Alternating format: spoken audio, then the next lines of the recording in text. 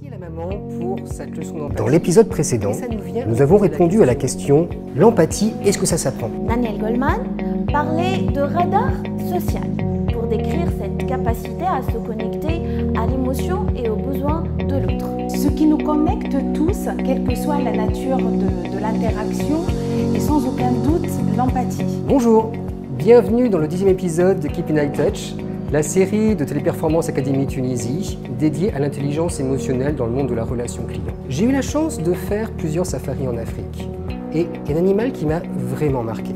Essayez de deviner. C'est un mammifère qui vit en groupe. Non. Il vit souvent avec d'autres types d'animaux qui aiment sa compagnie.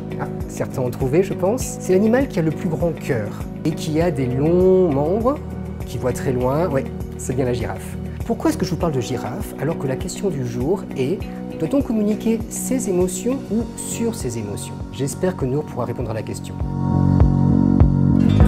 Bonjour Olivier, oui avec plaisir. La girafe communique beaucoup par ses postures, ses mouvements de la tête et du cou. D'où le choix du langage girafe qui a été fait par Marshall Rosenberg, le créateur du processus CNV, communication non violente. En effet, exprimer ses émotions et ses besoins est un premier pas vers une véritable connexion à soi et à l'autre. Pour vous accompagner à les exprimer au mieux, je vous propose de découvrir ensemble le petit bonhomme ou SBD. La méthode repose sur 4 étapes.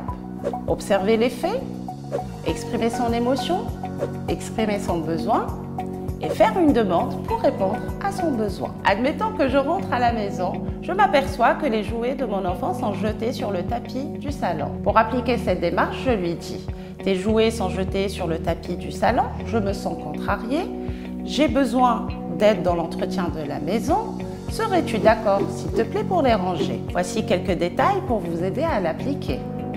Vous remarquez que pour observer sans faire de jugement ni d'interprétation, j'ai utilisé « tes jouets sont jetés sur le tapis du salon ». Ensuite, pour exprimer mon émotion sans victimisation, je lui ai dit « je me sens contrariée ». Après, pour exprimer mon besoin qui se cachait derrière mon émotion, j'ai utilisé « j'ai besoin d'aide dans l'entretien de la maison ».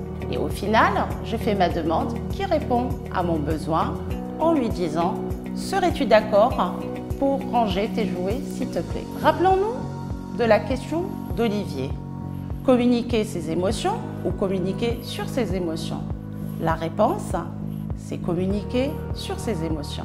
Maintenant, pour aller plus loin, je vous propose de voir ensemble le témoignage de Nadia. Bonjour Nadia. Bonjour Nour. Je te remercie d'avoir répondu à mon invitation. Je t'en prie. Alors dis-moi, que penses-tu de la communication non violente? Pour moi, la communication non violente est un art de vivre et une manière d'être. C'est-à-dire? Depuis que je connais la communication non violente, mes relations professionnelles autant que personnelles sont devenues plus simples, plus fluides et plus efficaces. Bien. Et peut-on la considérer comme un élément facilitateur lors de l'expression d'une émotion? Sans aucun doute, mais au-delà, ça nous permet de mieux se connecter à nous-mêmes, à se respecter et à se faire respecter. Comment? Une expérience récente à partager? Je réfléchis. Oui, j'ai récemment reçu une alerte de la part d'une entité support concernant une non-conformité d'une procédure. Et il fallait que je réponde. Et comment as-tu fait? Je suis allée voir la personne pour en discuter. Ensuite, j'ai partagé avec elle mon constat et je n'ai pas hésité à lui faire part de mon sentiment de frustration. Et puis, je lui ai dit qu'un temps de réflexion était nécessaire pour moi. Et enfin, j'ai demandé d'en parler ultérieurement. Une parfaite utilisation du bonhomme OSBD. Et quelle a été la suite, Nadia? D'abord, j'ai été soulagée. Ouais. Et puis, mon message a été mieux reçu et accepté par mon interlocuteur. Ça nous a permis tous les deux d'aboutir à un compromis. Est-ce que tu penses que cela fonctionne à tous les coups? Pour être honnête avec toi, parfois ça rate. Surtout quand on n'est pas bien préparé ou quand on est maladroit dans la façon de faire. Mais dans la majorité des cas, le résultat est étonnant. Ça change la vie. Plus que la technique, c'est la posture qui est importante. Bien. Je te remercie Nadia pour cet agréable moment d'échange. Je te dis à bientôt. Merci Nour, à bientôt.